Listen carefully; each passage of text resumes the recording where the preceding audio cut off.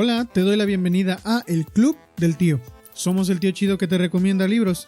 Si te gustan los libros y la literatura, estás en el lugar correcto. Si no te gustan, déjanos convencerte con reseñas, opiniones y recomendaciones. Y lo que pasa con esta novela es que sí el tema, digamos, como la columna vertebral es este secuestro parental de un papá que secuestra a sus hijos para vengarse de la mamá. Y luego hay esta parte donde hablabas tú de las familias que sí son acomodadas. Unos compraban a unos abogados, otros compraban a los investigadores, y entonces se mete la Interpol, se mete el FBI, hay una persecución, estos niños acaban en una cajuela, en un coche, en África, en pleno apartheid.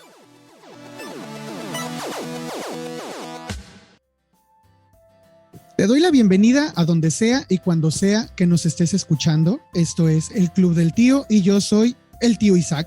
Sobrinos, sobrinas, bienvenidos a otro capítulo del Club del Tío. Hay un tema especial del que les quiero hablar hoy, que es un género literario del que quizá hayan escuchado, quizá no, pero la verdad es que a mí me ha parecido fascinante. Se llama autoficción. Y miren, sobrinos, honestamente, seamos honestos, a muchos nos gustaría vivir de escribir y sobre todo pues escribir algo que sea de nuestra vida, ¿no? O sea, vivir algo suficientemente interesante como para poder escribirlo y vivir de eso. Que nuestra idea pues sea la ganadora y que sea algo que nos pasó, en verdad. Pero hay que ser honestos, no muchas de nuestras vidas dan para eso. No por eso son vidas aburridas, pero no dan para eso.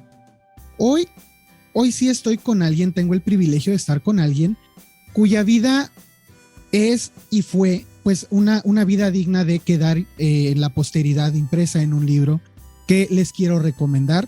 Hoy me acompaña la escritora Tamara Trotner. ¿Quién es ella? Bueno, permítanme darles una pequeña semblanza. Ella es licenciada en Ciencias de la Comunicación con maestría en Apreciación y Creación Literaria. Tiene un doctorado también en Investigación y Creación Literaria en el área de novela, ambos en Casalam. Tiene un libro de cuentos titulado Un último pedazo de bruma y otra novela titulada Siempre las jacarandas. Y también participa en radio, en donde comparte su entusiasmo con la literatura con más escuchas, así como lo hacemos aquí en el Club del Tío. Y ahora está con nosotros para hablar sobre su más reciente novela, Nadie nos vio partir, publicada por el sello Alfaguara. Estoy muy entusiasmado de tener a alguien que ha publicado francamente, es la editorial más grande del mundo. Tamara, ¿cómo te sientes de haber publicado con la editorial más grande del mundo? Wow, pues mira, la verdad es que sí era mi sueño. Luego me di cuenta que probablemente es el sueño de todos los escritores. Muchos de los lectores no entienden la diferencia entre un sello y otro, ¿no? Porque como que pues, tú compras un libro porque te gusta, pero los escritores sabemos que Alfaguara es como el sello más importante en lengua hispana. Entonces sí era mi sueño dorado, y cuando finalmente Alfaguara me dijo sí, bueno, pegaba de brincos, tú no sabes, así como durante días brincaba yo de emoción. Por otro lado, se vuelve una enorme responsabilidad. Porque si tu primera novela, porque aunque tengo otra novela publicada, pero realmente fue como tesis doctoral, entonces esta es como mi ópera prima ya como novela, sale en Alfaguara, todo el mundo te dice, ¿y ahora qué, no? Y es la pregunta de, ups. Es como quien hace su primera película y le dan un Oscar, ¿no? O sea, es una responsabilidad tremenda, pero bueno, creo que la verdad es una novela como bien le digo a los sobrinos, y se lo repito, es digna de leerse, no solamente de haber sido escrita, de leerse. Y bueno, es que pues se refiere a autoficción. Me gustaría que nos dijeras un poco de ¿qué nos puedes decir del género de tu novela?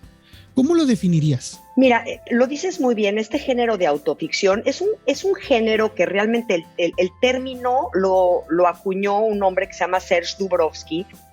Es un francés, un escritor francés en los años 70, porque él decía que todo aquel que quisiera escribir, digamos, autobiografía, realmente estaba escribiendo autoficción, porque cuando quieres escribir tu biografía, pues la memoria te juega trucos, te acuerdas de unas cosas y de otras no, de pronto sí hay cosas que tapas porque fueron dolorosas. Entonces, cuando ya acabas de escribir esta, digamos, autobiografía, y lo digo entrecomillado, lo que resulta es la autoficción, ¿no? Que quiere decir que está inspirada en hechos reales, lo más cercano posible al escritor, sin embargo, no necesariamente a lo que podrían otros considerar la verdad. Claro, que es un tema que abordas en tu novela, en donde sí lo dices tal cual, hay dos o más verdades de la historia que estás contando, pero no por eso quiere decir que son mentira una u otra, sino simplemente es la verdad para la persona que la está contando.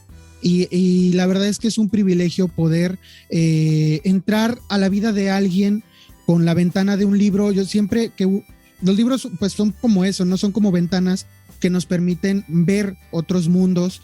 En esta novela Nadie nos vio partir, pues nos dejas ver un poco, no de un mundo distinto al de nosotros, sino de cómo fue el mundo para una pequeñita de 5 años, ¿era? Sí. Sí. Y nos dejas entrar a este mundo de esta pequeñita de 5 años que vivió una cosa que primero pudiera parecernos fantástico, ¿no? Es decir, ¿quién no quisiera viajar por el mundo en cualquier momento de la vida? Digo, no a los 5 años, sino a la hora que sea. ¿Quién no quisiera hacer esto? Sin embargo, algo que después nos cae el 20 y creo que es el mejor gancho que puede tener, precisamente por motivos que después abordas dentro de la novela, es la verdad detrás de este viaje por el mundo que tuviste. Aquí me gustaría hacerte esta pregunta. Bueno, abordas el tema desde distintas perspectivas, pero ¿qué opinas del chisme? Es una gran pregunta, la verdad. Fíjate que no me la han hecho mucho y me gusta, porque realmente el chisme es básicamente lo que más daño puede hacer a una persona. Y yo que soy amante de las letras, y tú también, y los que nos están escuchando seguramente también, las letras, la palabra puede crear y puede destruir de una manera impresionante, ¿no? Muchas veces yo no soy religiosa, pero muchas veces digo, bueno, incluso en la Biblia dice, Dios dijo que se haga y después se hizo, ¿no? Quiere decir que primero fue la palabra antes de los hechos. Entonces el chisme, en el caso de la novela de Nadie nos vio partir y en el caso de la vida misma, yo sí digo mucho cuando estoy en clubs de libros que de veras tenemos que cuidar muchísimo aquello que decimos, porque nunca sabemos la historia completa, tío, nunca sabemos realmente qué hay del otro lado. Y entonces las personas muy fácil se meten y no saborean, así te das hasta cuenta que se regodean en chismes, además, pues entre más jugosos mejor. Y lastiman a muchísima gente. Son contundentes las palabras que utilizas a mí me quedó muy grabado cuando dices que a muchas personas les gusta ver la tormenta siempre y cuando no se mojen, y creo que esas son las personas a las que les encanta el chisme. Es más, incluso dices, si pueden salpicar un poquito, mejor. Entonces, cuando hablamos sobre autoficción, creo que también la persona que escribe, en este caso, pues tú, estás exponiendo parte de tu vida a que todo mundo la vea, pero tu caso es particular porque en esta ocasión tu vida ya había estado en boca de todos antes de que tú incluso supieras qué es lo que había pasado. Sobrinos, para aquellos que a lo mejor necesito darles un poquito de contexto, Nadie nos vio partir habla sobre un viaje de esta niña Tamara de 5 años que pues viaja con su papá por todo el mundo, pero ella entiende que es un viaje hasta que regresa a casa con mamá, porque mamá no los acompañó en ese viaje. Después de varios años regresa y ya siendo casi una adolescente se entera de que ese viaje que ella hizo salió en periódicos y en noticieros y pues que ahí le decían secuestro. En realidad, tío, sí, o sea, tienes toda la razón. Lo que pasa es que esta niña, o sea, el día del cumpleaños de esta niña, el papá le dice a la mamá que se los va a llevar a Valle de Bravo un fin de semana y lo sube a un avión con documentos falsos y demás y se van a Europa. Y ahí empieza este viaje de 2 años, 3 continentes, en donde sí está el viaje como, bueno, estoy con mi papá y estoy viajando, pero hay constantemente la añoranza por la mamá, la añoranza por el perro, la añoranza por la vida como era, porque una niña de 5 años y un niño de 9, que son los dos que son pues llevados por el papá, sí constantemente pregunta, ¿no? De hecho, la novela empieza con un pequeño párrafo que dice que la mesa es redonda y que la niña está viendo hacia arriba y que el papá está supuestamente diciéndole a la mamá, ¿por qué no los quieres ver? Y ese mismo párrafo se repite 5 veces a lo largo de la novela, cambiando un poco el final, porque es un poquito ver cómo va este viaje trastocando a esta niña, ¿no? En alguno de ellos dice, me salgo para que no me vean llorar, porque no se vale llorar cuando estás viajando con tu papá. Pero realmente es una forma sarcástica un poquito de decir, pues yo ya no quería estar en ese viaje y ya estaba pues secuestrada, ¿no? Finalmente con todas sus letras. Sí, claro. La verdad es que a veces pudiera olvidársenos cuando estamos leyendo la novela que estamos hablando de una pequeña que sí vivió eso. Claro. Entonces, el tener presente, para mí fue un poco complicado, debo aceptarlo, cuando leí. Es de esas cosas que definitivamente, pues me recuerda esto a este programa, ¿no? Que tenía Carmelita Salinas, que pues acaba de fallecer este mes, que decía, ¿no? Que estas cosas pasan hasta en las mejores familias. Es decir, esta es una trama familiar. No solamente participó una sola persona, no fue algo que hizo solo, no fue algo que de hecho se pueda hacer solo. Y el hecho de que tantas personas confabulen para llevar a cabo todo esto, la verdad a mí seguía pareciéndome impactante el hecho de que hubiera sido real. Muchas personas dicen, y de hecho es un comentario que viene en uno de los comentarios que se hacen de tu libro, Almadelia Murillo de hecho dice, pudo haber sido la versión, ¿no?, de Ana Karenina escrita por una mujer. Yo la verdad, yo diría que me parece una historia más, pues siguiendo como este sentido de la ucronía del si hubiera sido, como un Romeo y Julieta, donde los Montesco y los Capuleto sí se querían, pero Romeo y Julieta no. Y de ahí desataron todo esto. Entonces, honestamente, la historia me parece sumamente interesante, demasiado, o sea, el impacto fue mucho, pues. Si para mí de esta edad me hubiera parecido impactante, pues no me imagino para unos pequeños de menos de 10 años, 5 y 9 años, el haber vivido, ¿no? Ahora, quizá pudiéramos decir, pues es autoficción, es muy fácil escribir autoficción porque es algo que te pasó. Entonces, fácil, nada más te sientas y escribes y en 1 o 2 días ya tienes pues toda tu novela escrita, ¿no? ¿Es así de fácil? Ojalá si fuera así de fácil, ya todos estaríamos escribiendo y publicando. No, mira, esta novela, de hecho, esta es la segunda versión. Me eché una versión completa de cerca de 300 cuartillas, tratando de platicar esta misma historia, pero tratando de decir y no decir, ¿no? O sea, la autocensura, porque cuando escribes autoficción, creo que lo primero que tienes que saltar es la autocensura. Mucha gente que se me ha acercado, y de hecho doy algunos cursos de escribir autoficción, y se me acercan y dicen, no, bueno, espera, eso sí no lo puedo decir, no, o sea, si digo eso, mi abuelito me mata, o sea, mi abuelita se muere. Y en ese momento ya no vas a poder escribir ese libro. Yo cuando traté y escribí esta primera ficción, esta primera novela, por suerte me topé, y fue realmente como por casualidad, que no sé si creo tanto en las casualidades, con Ramón Córdoba. Ramón Córdoba era el editor más importante de México, era la cabeza de Alfaguara, y yo le di esta primera versión, y cuando me la devolvió me dijo, Tamara, esto no sirve, porque no te estás desnudando. Y si no te vas a desnudar, dedícate a otra cosa. No tienes una muy buena pluma, tienes una muy buena voz, pero no te estás desnudando.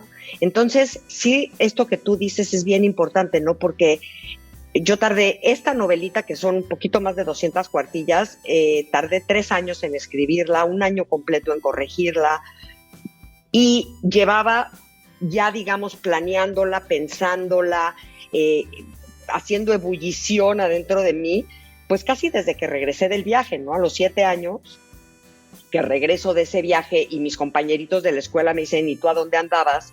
Y empiezo a contarles la historia y la vuelvo a contar y la vuelvo a contar y una y otra vez y empiezo a armar todo este rompecabezas que después plasmo en Nadie nos vio partir. Pero además te voy a decir otra cosa, tío, que creo que es bien importante para los que nos están escuchando y quieren ser escritores. Se necesita muchísimo trabajo, muchísimo aprendizaje, muchísimas clases, muchísimas lecturas. Yo recomiendo muchísimo los talleres, porque las personas que creen que así, ay no hombre, yo soy autodidacta, yo me siento, yo voy a escribir una obra maestra sin que nadie me ayude, hasta ahorita no he conocido a nadie que le funcione, la verdad.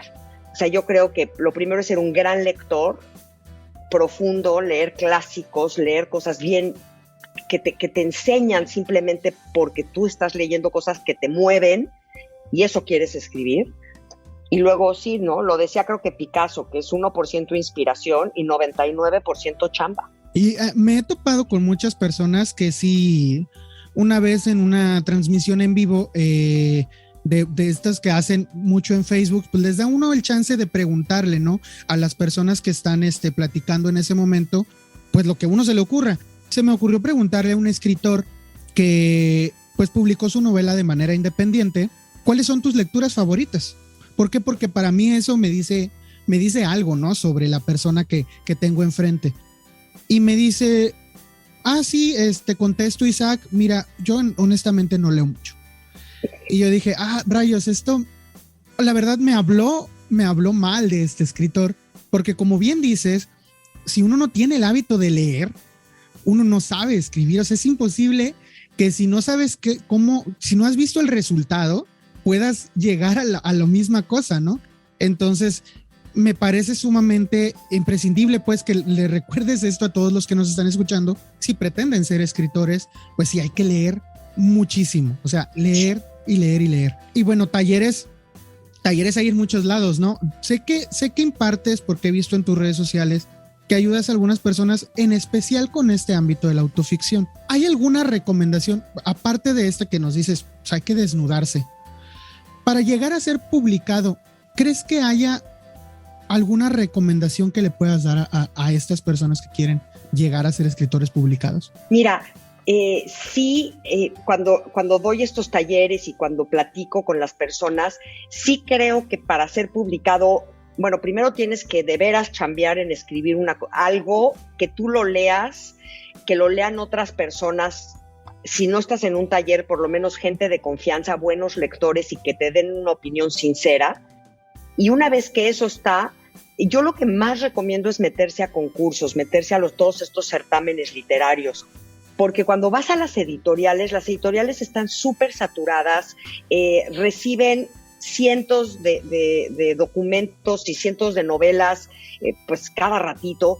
Y entonces es difícil que tu novela llegue a la mano correcta para que ni siquiera la leen. La verdad es que ahora sí que, no sé si los editores aquí me van a abuchear, pero la verdad es que... Pero es que seamos honestos, existe la figura del lector profesional, que esto es un trabajo, es una chamba que existe, yo la quisiera, pero es una chamba que existe, que es leerte los libros para resumírselos al editor y que el editor se lee un resumen y una opinión en donde dicen, ¿sabes qué? Creo que esta novela es así y así por esto, creo que tiene estos buenos o estos malos aspectos, y entonces el editor, en base a ese reporte, muchas veces decide o no claro, qué publicar. Entonces sí. Pero hay otro paso, tío, porque tu novela, ponte tú que llegas a la editorial, a cualquiera de las, porque hay muchísimas, llegas a la editorial y logras que tu novela la reciba un dictaminador.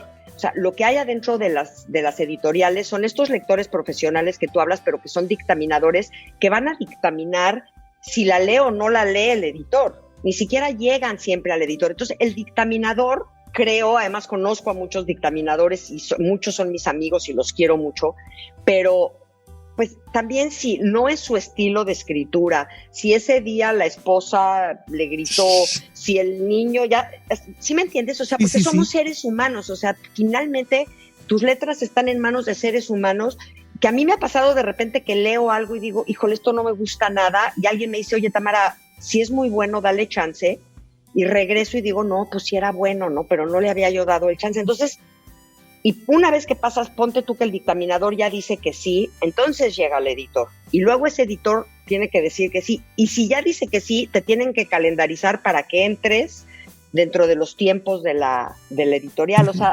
sí es una chambota.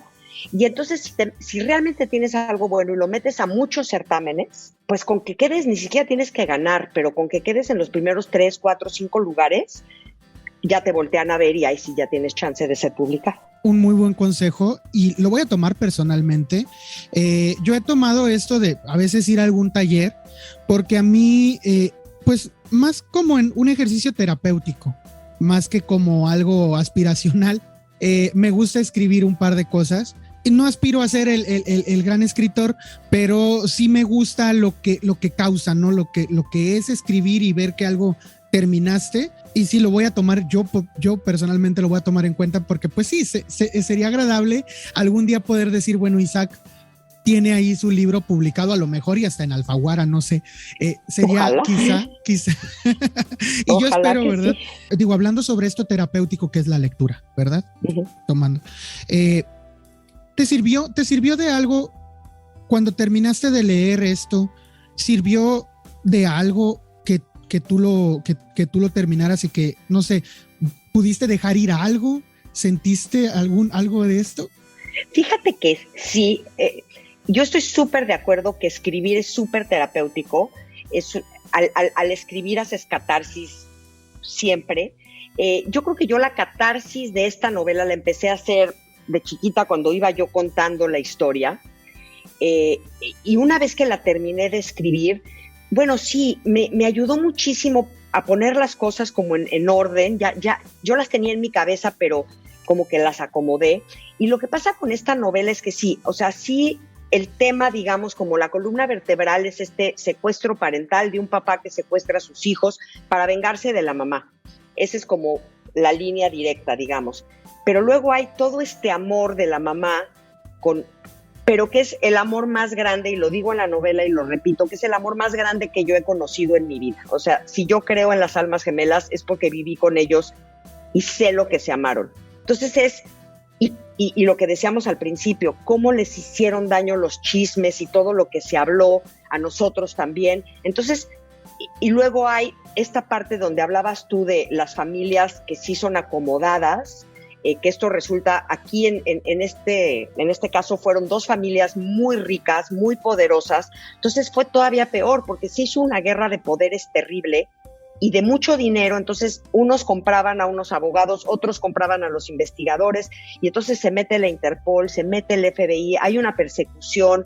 Estos niños acaban en una cajuela, en un coche en África, en pleno apartheid, porque están a punto de matarlos los boers. Entonces, sí es una novela que tiene como muchísimos distintas partes de lo que es una vida, ¿no? Porque no quisiera que los que nos están escuchando y los que la quieran leer crean que nada más es una novela de, pues es que secuestraron unos niños. No, creo que hay todo esto, habla de mucho de amor, habla de perdón, habla de entendimiento, habla del perdón que va y viene, porque sí, claro, mucho me preguntan, ¿y de veras lograste perdonar a tu papá?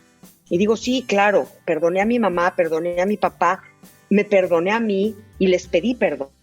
Y ahí es a donde es lo más importante, ahí es a donde se cierra el ciclo, porque claro, nuevamente todos tenemos que ver, en un evento no hay una sola persona que tiene que ver y los demás, no hay víctimas, ¿no? Y eso creo que es algo bien importante. O sea, yo nunca me he sentido una víctima. Siempre me he sentido parte de una historia que hoy me hace ser quien soy, y que gracias a esa historia soy quien soy y me gusta quien soy, me caigo bien. Y eso es gracias a esa historia, no a pesar, ¿no? Entonces creo que eso es interesante. Me parece sumamente conciliador el hecho de que puedas decir esto es gracias a y no a pesar de. Te digo, la historia la verdad me impactó. Entonces, al final sí, a mí me pareció mucho una exploración del límite que tenemos cada quien hacia el perdón. ¿Qué tanto podemos perdonar según la capacidad de nuestro propio amor, ¿no? Y pues el mismo amor, ¿qué cosas nos mueve a hacer? Hay unas líneas al final en la conversación, en una conversación con el papá, en donde, pues la verdad, a mí esa conversación que está al final la verdad es lo que más me costó leer. O sea, me hizo ver las cosas, porque hasta el momento, yo debo admitirlo, hasta el momento yo lo veía, pero como Satanás, ¿no? A este papá, ¿cómo pudo ser capaz de? Te das cuenta de cómo pudo ser capaz, o sea, por qué fue capaz de hacerlo. Y la verdad es que esa es una de las partes que más me gustaron de la novela. Toda ella es muy buena. Digo, por algo estás, volvemos a decirlo, por algo estás con Alfaguara. O sea, entonces, sobrinos, no tengo más que recomendarles que lean Nadie nos vio partir, de Tamara Trotner. Y antes de despedirnos, Tamara, como te comentaba, hay unas preguntas que quisiera hacerte. La extensión tú puedes responder como quieras. Es la primera pregunta que quisiera hacerte es, no sé si recuerdes el primer libro que leíste. Mira, el primer libro que leí lo recuerdo perfecto, es de este escritor D'Amicis que se llama Corazón, diario de un niño italiano. Y es un libro que pues debe de ser como de los años 50, por ahí. Iba a casa de mis abuelos en Cuernavaca y el libro estaba ahí, lo agarré y lo empecé a leer.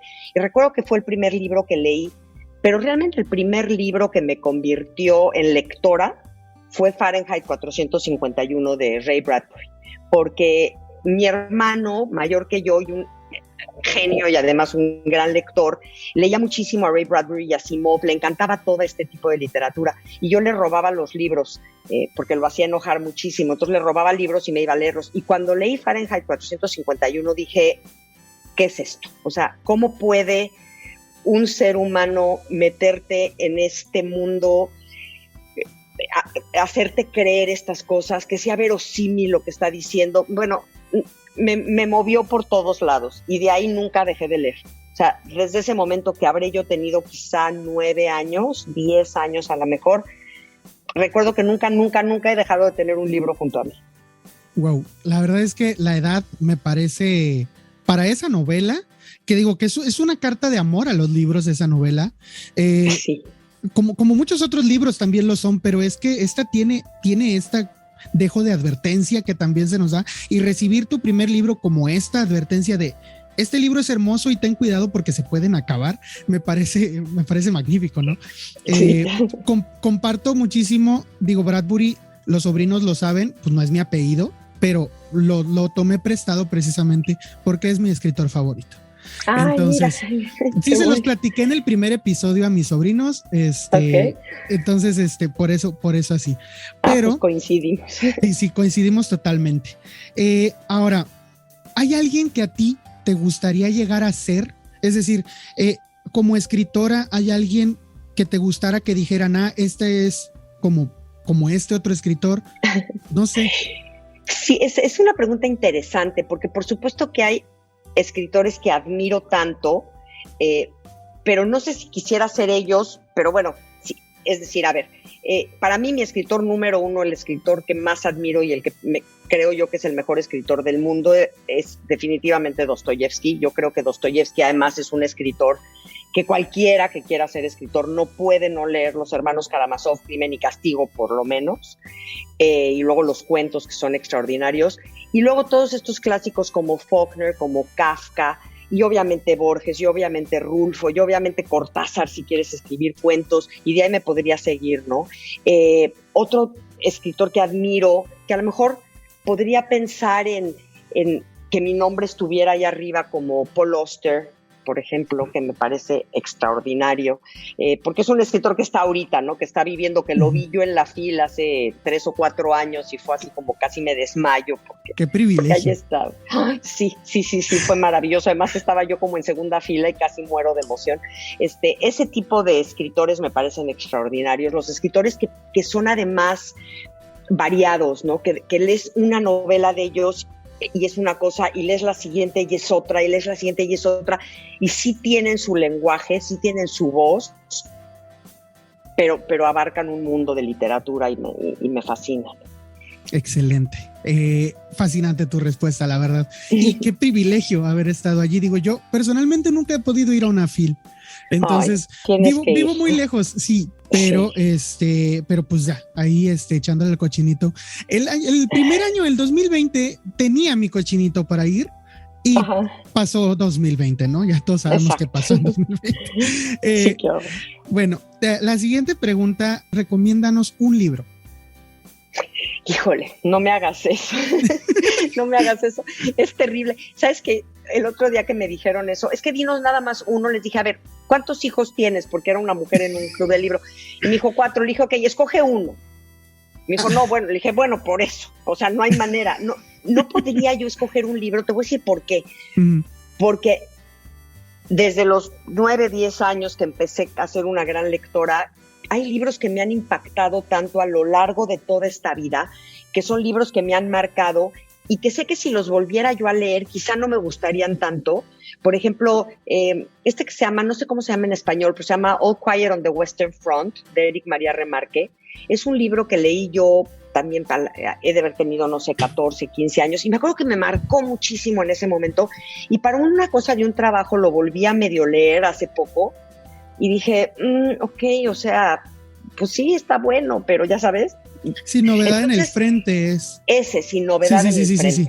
Tenía la duda. Sí. Entonces, creo que tenemos libros, además estoy segura que hay libros que a mí te podría yo decir, como Fahrenheit 451, o como muchos, que bueno, los tengo en el vientre y en el alma, y para otras personas no les van a gustar, y sé que a otras personas de repente me recomiendan literatura y digo, a mí esa no me encanta. Entonces, si es algo tan personal, lo que tengo que recomendarles es nada más, si empiezan a leer un libro y para la página 40, 50 no les ha movido las entrañas, no están un poco más despeinados, no tienen un poco raspadas las rodillas, no les tiembla el cuerpo, déjenlo.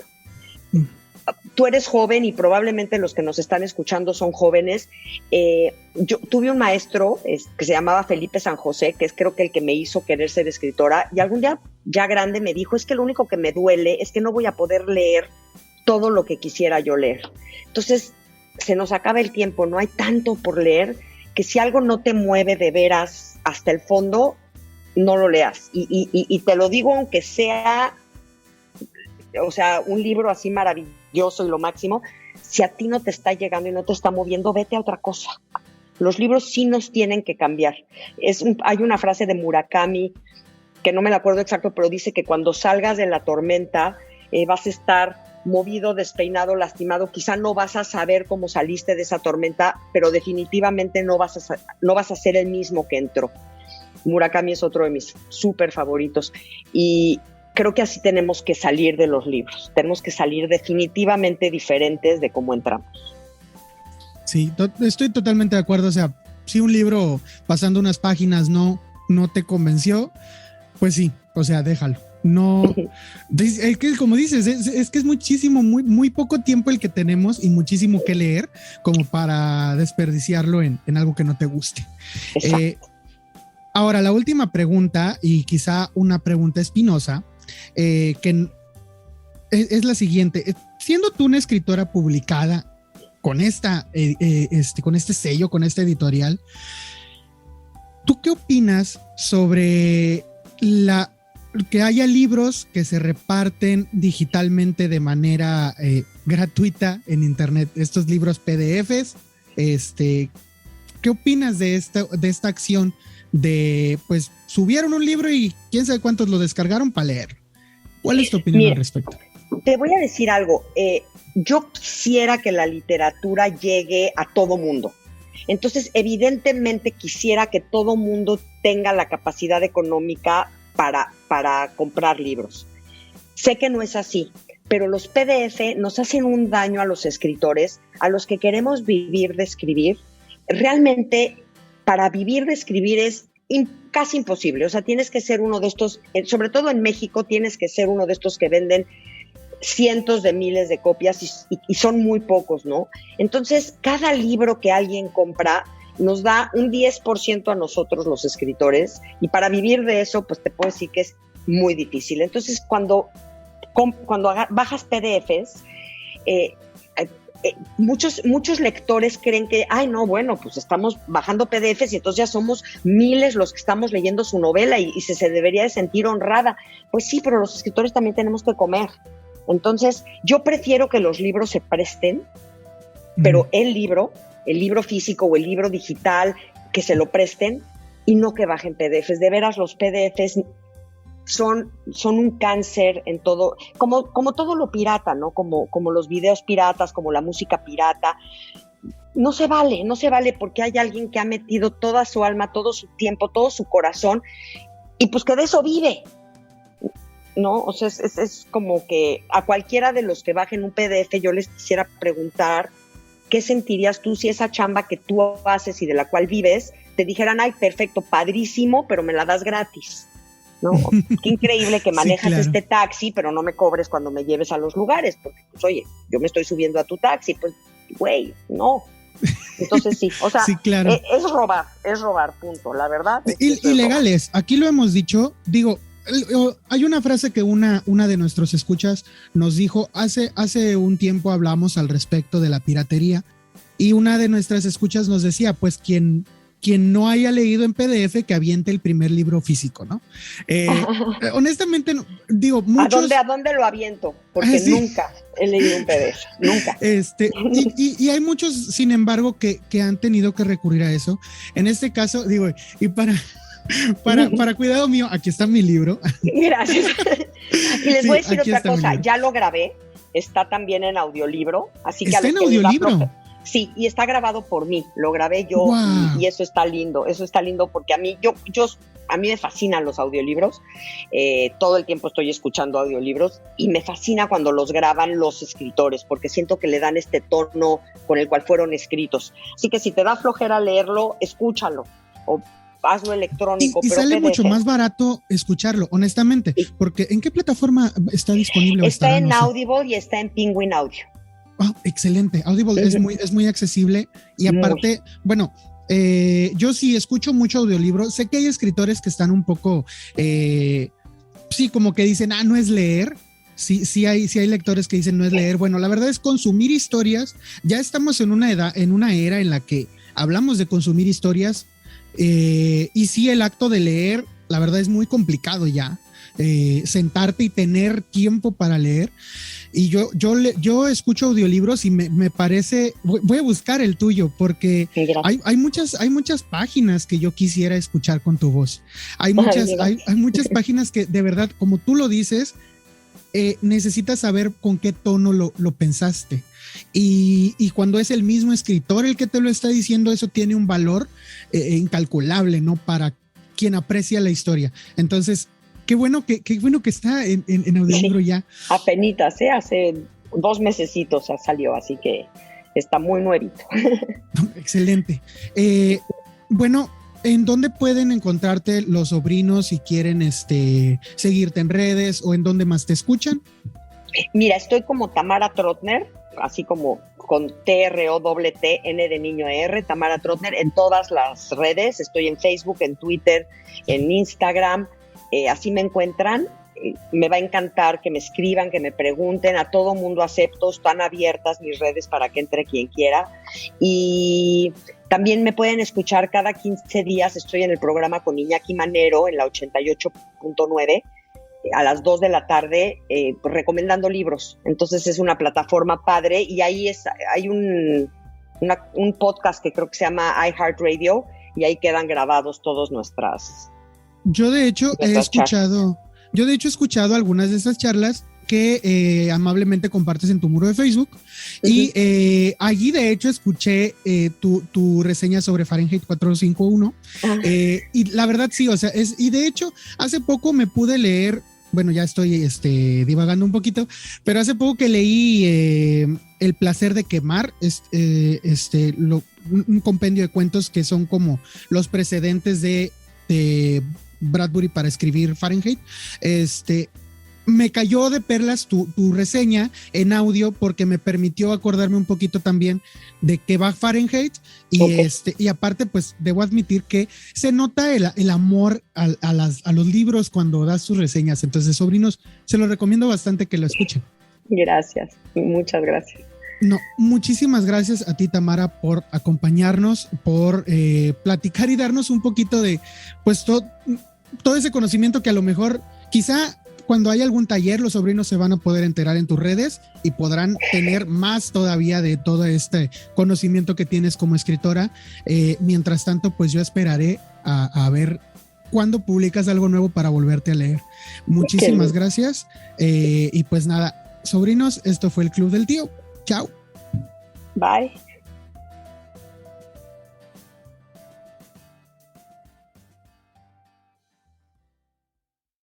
Esperamos que hayas disfrutado de este capítulo. Te recomiendo suscribirte para escuchar todos nuestros episodios futuros. Danos tu opinión por medio de nuestras redes sociales. En todos lados nos encuentras como el Club del Tío.